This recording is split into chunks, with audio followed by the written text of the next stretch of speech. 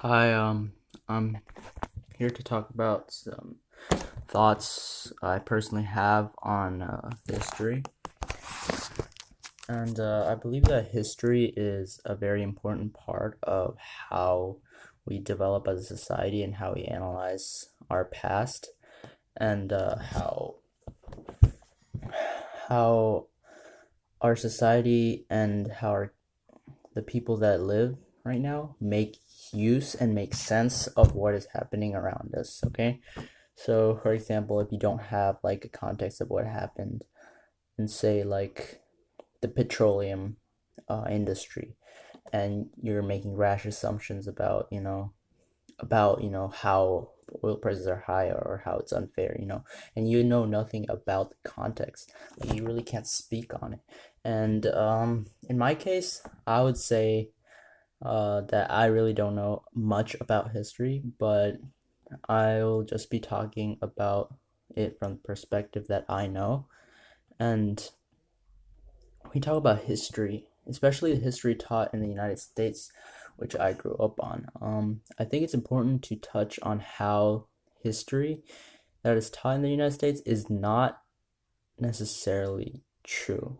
Meaning, I know history is very relative. History is relative because of the fact that someone has to write it, and that someone has to have lived in some kind of context and some kind of privilege to be able to write that history and have that history be brought down throughout the generations.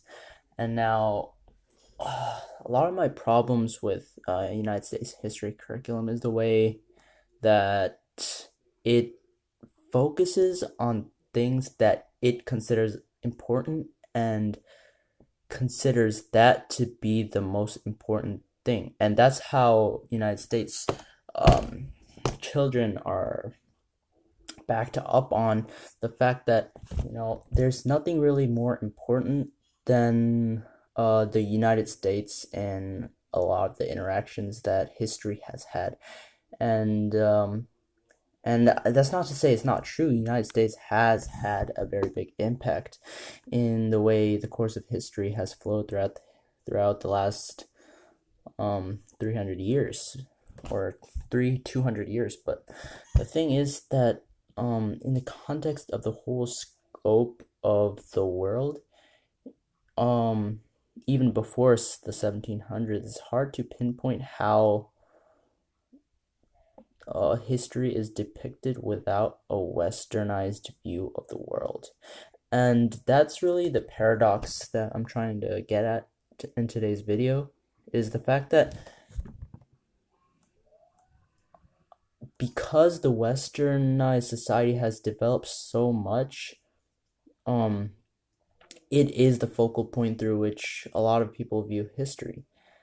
And even if it's not entirely true, there's nothing really that can be done about it, because the westernized worldview has what they call, the most standard and most accepted views of the world.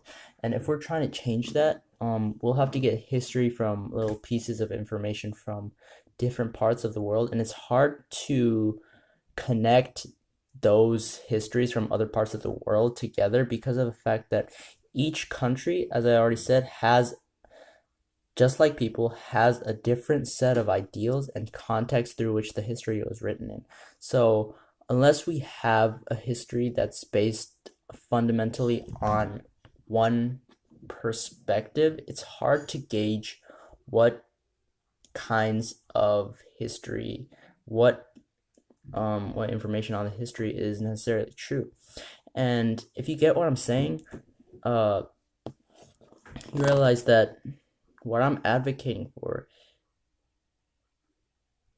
I'm not actually advocating for anything. I'm advocating, I think that history is impossible to deduce, um, and whether that be based on like one view of the entire history of the world, or like a very large portion of history, or like different accounts from different countries or different people of different events of the world tied together, um, it's hard to come up with a coherent answer to,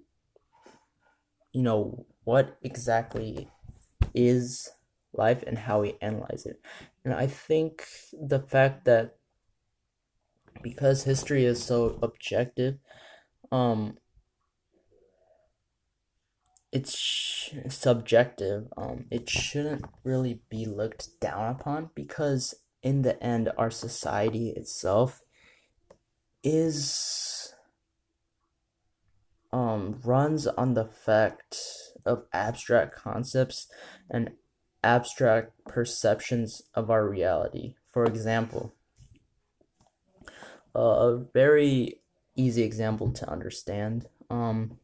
If you think someone else is feeling uh feeling really badly about you, right? But they're not. But you think they are, your actions change because, you think that they think bad of you, okay? And then your actions change too, and their actions also change in response to that. And so it's in the end, it's really hard to gauge the origin of where a mistake started, or like where um the error occurred initially. And this is also a problem in history. And we can also see the fact that your friend might actually be thinking like that, right? And you thought correctly. And those instances are true. But sometimes, they may think differently of you, but you may think good of them. And then they think badly of you, and then they treat you badly. And then you turn your attitude on them, so you treat them badly too. And this is like a reoccurring phenomenon in history that is really interesting once you address it. And that's pretty much it for my video. I hope you found it a little bit insightful, and yeah, I hope you reconsider what you think is history. And in the end, no one's opinion matters as much as yours, okay? I'm not saying, everyone's opinion doesn't matter, but I'm saying your opinion is the most important, and how you form that opinion based on the information you're given is probably the most important thing. Because, whatever president or whatever context we live in, it's our interpretation of that reality that changes our attitude or changes society. So whether your attitude may be true or whether your actions may stem from a true idea or action or not, it's important to realize that fact and apply it in your lives. So thank you for watching, and see you next time.